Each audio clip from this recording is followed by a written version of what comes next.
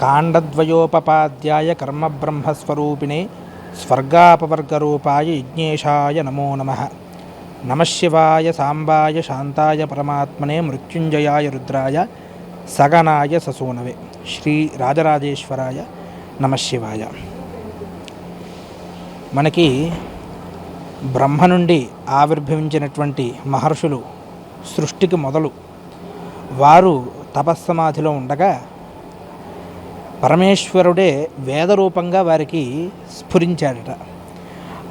ఆ విధంగా వేదమంత్ర రూపంలో వారు దర్శించినటువంటి అనంతమైన వేదరాశిని వారి శిష్యులకు ఉపదేశించి వారి శిష్యులకి వారి శిష్యులకి ఈ విధంగా గురుముఖోచ్చారణ శిష్యముఖ అనుచ్చారణ సంప్రదాయంగా నేటి వరకు, అంటే ఎన్ని యుగాల నుంచి మనం లెక్క వేసుకోవడానికే లేదు, అన్ని యుగాల నుంచి ఈ ఋషి పరంపర అవిచ్ఛిన్నంగా కొనసాగుతూ వస్తున్నది ఈ వేద పరంపర.